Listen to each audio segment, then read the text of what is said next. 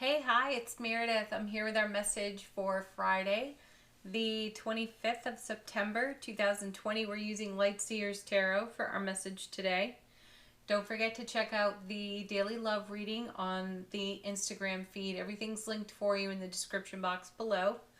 Okay, let's see what's going on in the theme of the day. We've got 3 cards from the bottom of the deck. Our first is the Wheel of Fortune, number 10. In the major arcana. This is my divine delivery system card right here.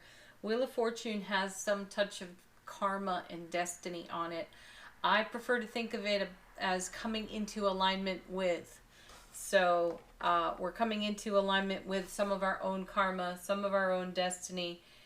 The card is upright, so the wheel is turning in our favor.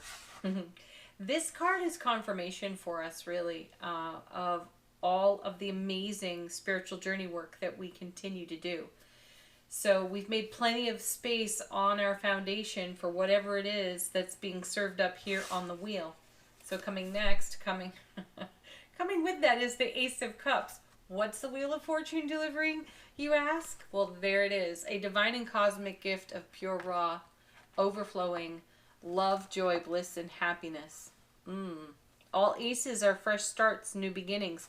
And number 10 in the major arcana, being the Wheel of Fortune, is a turning point.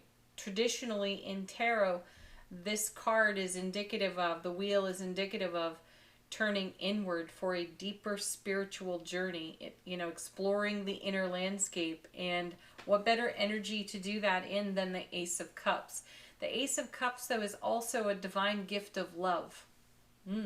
So our self-love is blossoming, growing, expanding, and then the love in our connections is also doing the same. So family, friends, and of course in beloved relationship. Oh wow. And look at that, 2 of Cups following it up. This is one of the most beautiful 2 of Cups from all of the decks I have. This is absolutely one of my favorites. It is an exchange of energy. You have the rainbow energy here, and I feel a connection to the 10 of Cups because there's almost always a rainbow in the 10 of Cups. And you are experiencing a deepening bond within self-relationship and within all of your other relationships. So the Wheel of Fortune is delivering some love. Bottom line, there it is. You take that love where it's most relevant to you. Oh, how sweet is that? What a great Friday reading. And then our first card here is the Magician. Wow. Well, we're making magic. We're stirring our own cauldron. I love that. So we have all of this great energy being contributed to us, offered to us in a blessing and a gift from the divine universal all. And what are we doing with that? We're putting that into our cauldron of miracles and magic, and we're stirring that pot. What are we going to make of it? What comes from doing that? Momentum. With the Knight of Pentacles. Ooh. I feel a really sweet message there. This may be specific to just a few of you. The Knight of Pentacles in the Lightseer's deck is off his horse, but they are in motion. Now, the Knight of Pentacles is considered the slowest moving knight of them all. Though they are in motion here, most times you see this knight completely still, sitting on the horse, going nowhere, off the horse, not walking. So it indicates a pause in the action. And what I'm feeling here as I look at this card is that some momentum, some motion is so subtle that we don't necessarily notice it. But the magic that's being stirred, the miracles that are being brewed, that are being added to the Wheel of Fortune, that are then pouring out of the Ace of Cups, that is then strengthening all of the bonds and connections within our world, happens so magically, softly, sweetly. And they don't necessarily land on your foundation with some kind of an explosion. They just beautifully blossom, and that's the energy that I feel here.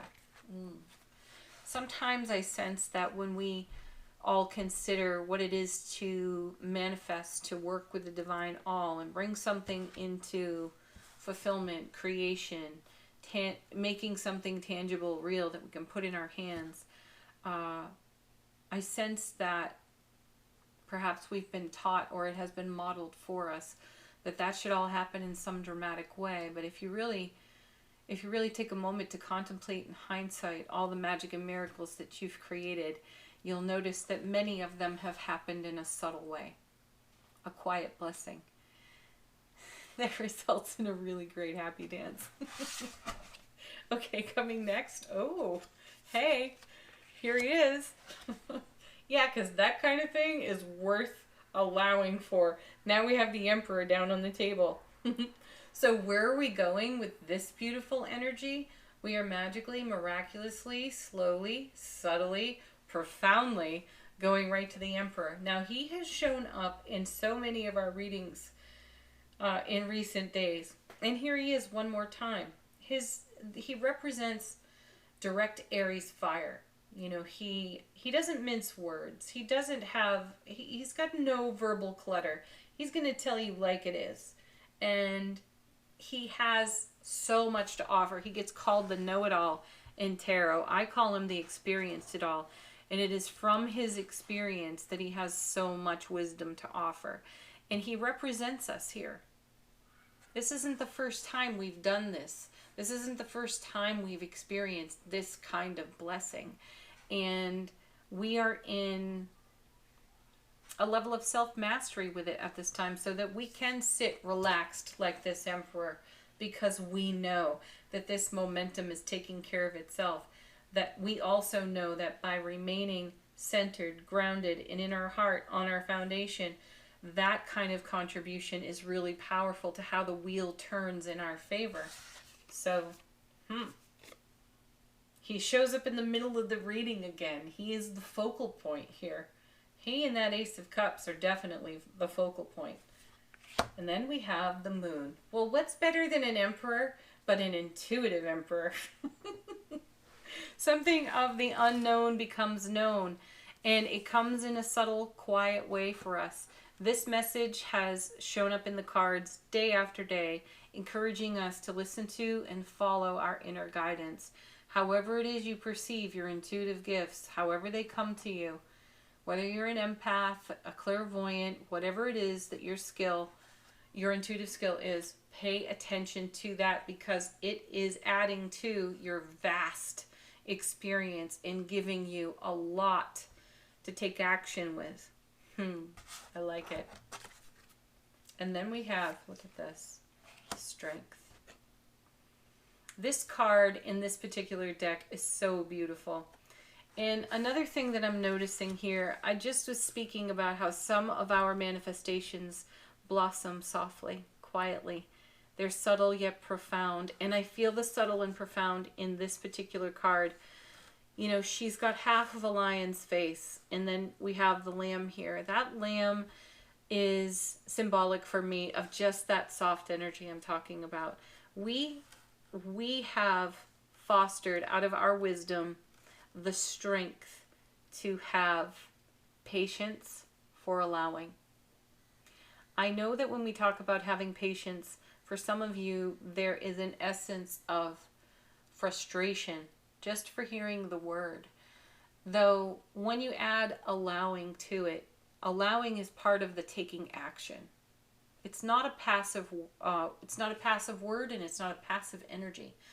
By having the strength to allow the intuitive flow to filter through your vast empirical wisdom, you create magic and miracles on your foundation, and that is always worth allowing for. Yeah, that is another amazing contribution to the Wheel of Fortune, which is pouring into the Ace of Cups, which is overflowing into the Two of Cups and creating a magnificent connection within self-relationship, and then a magnificent connection in all of the relationships for those we know, love, and trust. And then coming with the Strength card is our beautiful Queen of Pentacles. How sweet is that? So 2 cards in the reading, Magician, Queen of Pentacles, about making what is in our heart space a tangible reality. We are making something real by listening to our inner guidance and filtering it through our vast experience and knowledge. So the divine is really pouring it on thick for us at this time. There is no end to the cosmic flow of love, bliss, and goodness. And it's being offered to us on our foundation without end. And we have got a good flow and a good momentum going with it. And we're not stopping. Isn't that beautiful? Okay. Angel answers. Questions if you have them, folks.